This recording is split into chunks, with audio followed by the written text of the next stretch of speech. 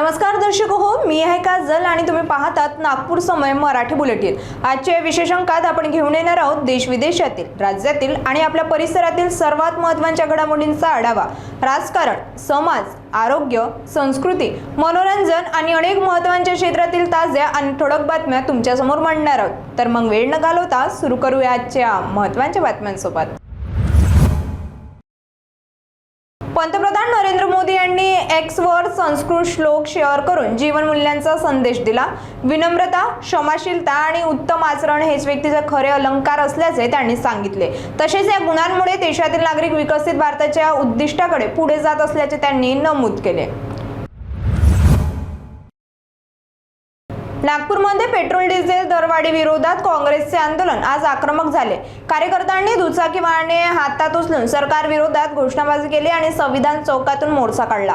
Narang tower जवळ पोलिसांनी barricading केली असतानाही आंदोलकांनी ते तोडत आकाशवाणी चौकाकडे मोर्चा पुढे नेला।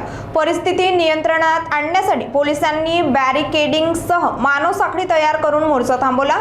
काही नेत्यांना जिल्हाधिकारी कार्यालयात चर्चा व निवेदनासाठी नेण्यात आले आहे। राष्ट्रसंत तुकडोजी महाराज नागपूर विद्यापीठाच्या भोंगळ कारभाराविरोधात विद्यार्थ्यांमध्ये तीव्र नाराजी आहे।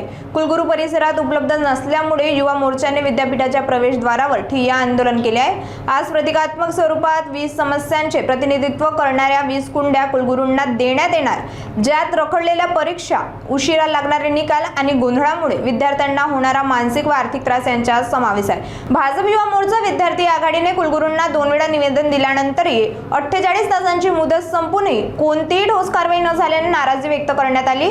विद्यार्थ्यांचे शैक्षणिक नुकसान होत असल्याचा आरोप करत प्रशासनाला इशारा देण्यात आला आहे की लवकर तोडगा न निघाल्यास आंदोलन अधिक तीव्र केले जाईल। बुलढाण्यात पोलीस तपासावर गंभीर प्रश्नचिन्ह निर्माण झाले। मृत समजलेल्या तरुणी स्वतः जिवंत पोलीस ठाण्यात हजर झाल्याने मोठा धक्का बसलाय। काही दिवसांपूर्वी जळगाव चामोद परिसरात आढळलेल्या शिरछेदीत मृतदेह प्रकरणात पोलिसांनी तिच्या वडिलांना आणि भावाला अटक केली होती। मात्र तरुणी जिवंत समोर आल्यानंतर दोघी निर्दोष असल्याचे सांगितले। या प्रकारामुळे पोलिसांच्या तपास प्रक्रियेवर टीका होत असून एसपींनी उच्चस्तरीय चौकशीचे संकेत दिले आहेत। ठाणे जिल्ह्यातील शहापूर तालुक्यात फूड पॉइझनिंगची घटना घडली आहे। किनवली जवळील शिडगावमध्ये राखाडी कार्यक्रमात दूषित अन्न खाल्ल्याने 22 जणांची तब्येत बिघडली। काही वेळातच उलटी, जुलाब आणि तापाची लक्षणे दिसून लागली। सर्व रुग्णांना शहापूर उपजिल्हा रुग्णालयात दाखल करण्यात आले असून त्यांच्यावर उपचार सुरू आहेत। सध्या सर्वांची प्रकृती स्थिर असून आरोग्य विभागाने तपास सुरू केला आहे। आजच्या नागपूर समय बुलेटिन मध्ये इतकंच। आम्ही तुमच्या समोर आणत राहू ताज्या, महत्त्वाच्या आणि ठळक घडामोडी। बातम्या आवडल्या असतील तर नक्कीच तुमच्या मित्रमंडळींसोबत शेअर करा आणि हो, पुढच्या अंकासाठी आमच्या सोबत राहा। त्यानंतर सुरक्षित राहा, जागरूक राहा आणि आपल्या नागपूरवर गर्व करा। मी आहे काजल आणि तुम्ही पाहत होतात नागपूर समय। धन्यवाद।